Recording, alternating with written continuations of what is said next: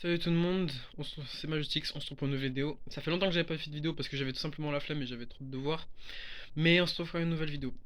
Aujourd'hui, je vais unboxer la signature chose de LeBron James, la LeBron 21. Alors je sais que je devais faire la Ja1 Family Trivia, mais j'avais un peu la flemme. Donc je vais quand même l'unboxer, mais dans une prochaine vidéo. Je l'ai reçu bien, il y a bien longtemps, je l'ai reçu pendant les grandes vacances. Mais bon, ceci je l'ai reçu hier, donc on est parti pour l'unboxing. Donc on va commencer par le packaging.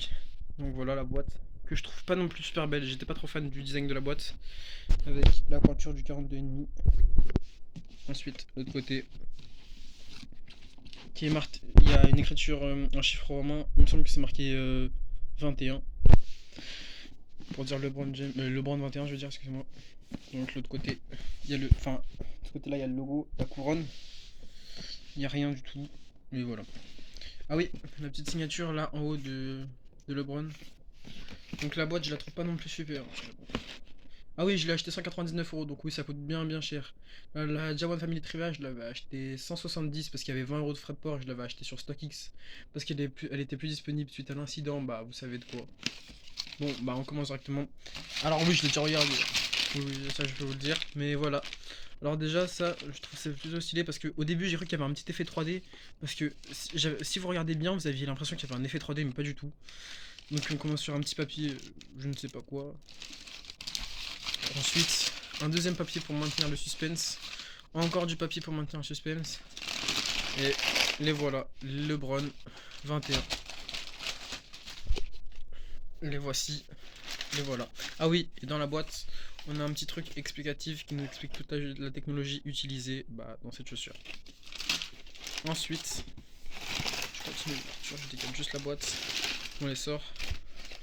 Voilà. Donc c'est du 42,5 si vous voulez tout savoir. Je fais du 42 mais j'ai pris du 42,5, voilà. Ensuite, on a encore des petits détails. Je vais vous présenter de toute façon la chaussure dans son entièreté. Donc on commence, on va dire, avec le devant de la chaussure. Alors, un petit détail, attendez, il faut que... Non, on voit pas très bien, mais voilà, c'est marqué 21, chiffre romain aussi ici, avec le petit truc.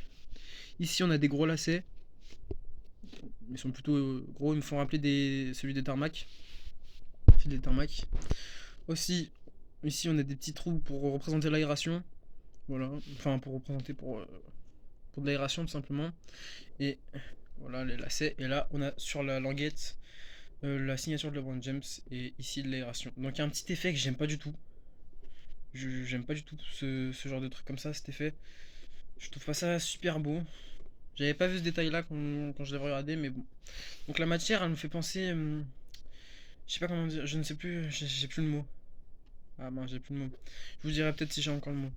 Donc là, on a le logo Nike avec bien cousu, hein, c'est de la couture. Avec du orange, du jaune, du doré, je veux dire. Ah oui, voilà, la matière me fait penser à du daim.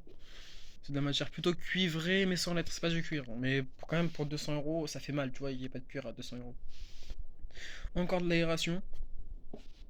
Ensuite, ici, on a encore le logo 21 avec des petites coutures qui font je ne sais pas quoi. Ensuite, l'intérieur de la semelle. Alors, ça représente les bagues de LeBron James de toutes ses victoires. C'est ses bagues, tout simplement. Et là, on a encore un logo Nike. Ensuite, pour la semelle, on a encore un logo Nike ici. Cette matière-là. Ensuite, ici, absolument rien marqué. Voilà. Et voilà. Et on a marqué Air Zoom pour représenter l'écriture de la technologie. Enfin, la technologie utilisée, employée dans cette chaussure. Alors, ici, on a la semelle qui est plutôt... je m'attendais pas à ce genre de truc. Elle me fait penser à des Kobe. Mais vraiment des Kobe, j'avais vu des images de certaines Kobe et la semelle était un peu apparente. Enfin, similaire, je veux dire, excusez-moi. Ici, à l'intérieur du petit trou, là, on a le logo d'une couronne. LeBron James Looking, comme disent les gens.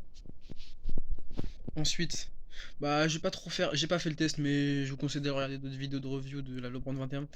Moi, je vais pas me casser la tête à faire des tests, j'ai un peu pas trop le temps en ce moment. Donc voilà, la semelle.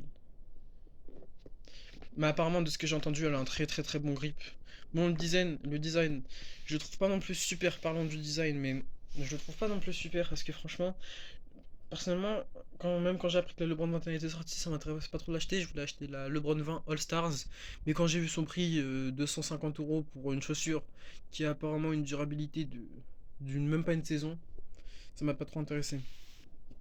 Et il y a aussi un petit détail dont je voulais vous parler qui m'a surpris, donc c'est pour ça que je vais garder. Allez, sort. C'est ça. Ça m'a plutôt surpris. Le truc, ils sont vraiment donnés à fond dans cette chaussure parce que vous regardez le petit logo Lyon qu'ils ont mis à l'intérieur. Plutôt sympathique. Et donc je pense qu'on aura fini pour cette vidéo là. Bon bah, je vous dis au revoir. Present de celui-là, on kunstbeen in Mosgelaar, spelen weer op